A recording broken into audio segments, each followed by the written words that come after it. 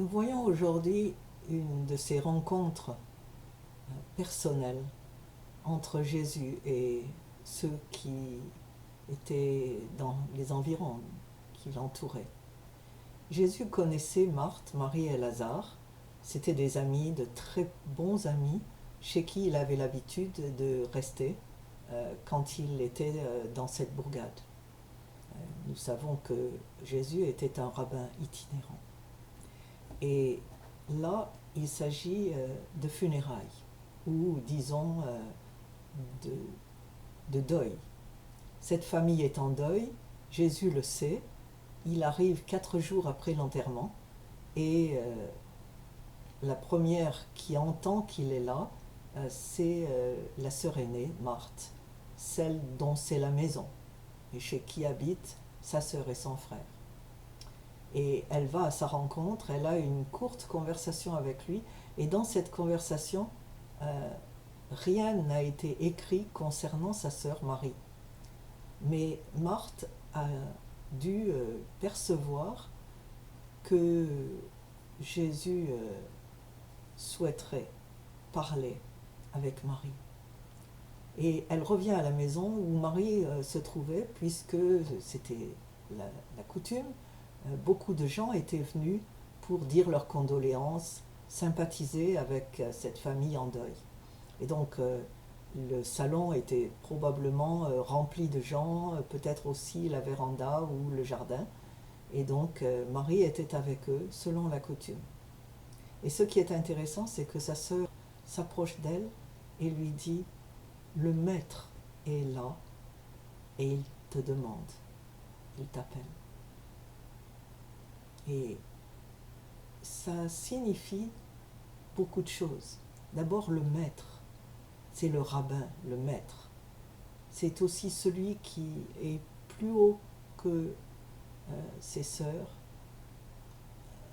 dans le sens de l'enseignant. Il t'appelle. Et elle perçoit que la relation entre Jésus et Marie, qu'elle a déjà observée précédemment, est une relation de très forte amitié. Et elle l'appelle, elle l'encourage en quelque sorte à se détacher de tous ces gens qui sont autour d'elle, de se détacher de l'atmosphère de deuil qui est là dans la maison. Elle la distrait en quelque sorte. Et il faut se souvenir qu'il y a une distance à parcourir.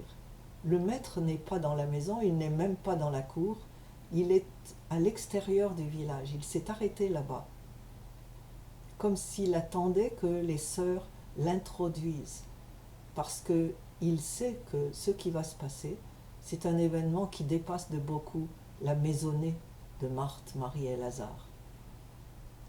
Et cette distance à parcourir, elle est un peu comme elle rappelle celle de Moïse au buisson ardent dans l'Ancien Testament. Moïse qui faisait paître ses troupeaux, il était berger, et il a vu un buisson qui brûlait sans se consumer, ce qui était une vue anormale. Et il a détourné le regard du troupeau, il s'est approché du buisson ardent comme une diversion. Il a quitté le chemin qu'il prenait pour s'approcher de quelque chose qui se trouvait à l'extérieur de sa routine. Et de la même manière, Marie va se détacher de tout ce qui fait sa vie et son quotidien, spécialement à ce moment de deuil, pour s'approcher plutôt de Jésus. Et c'est une attitude que Jésus attend de nous, qu'il attend une attitude de détachement, une attitude de priorité, qui lui donne la priorité sur le quotidien, la routine. S'approcher de lui dans ce qu'il est habituel d'appeler la prière, c'est se détacher un moment de ce qui fait notre quotidien. De la même manière que les moines qui travaillent peut-être dans le champ ou à l'usine ou dans ce qui fait leur quotidien manuel, se détachent un moment quand l'appel à la prière s'annonce, la cloche les rappelle, c'est l'heure d'aller à la chapelle et ils posent ce qu'ils font, ils posent leurs outils pour aller prier, pour aller donner un temps de qualité au maître. Et c'est toujours le même appel. Le maître est là et il t'appelle, il m'appelle, il nous appelle, chacun. C'est un appel individuel. Mais bien sûr, en tant qu'Église, c'est un appel collectif également, puisque nous faisons tous partie du corps de Christ. Et ce qui est intéressant de voir, c'est que Marie n'a pas attendu, elle n'a pas discuté, elle n'a pas dit « attends un peu ».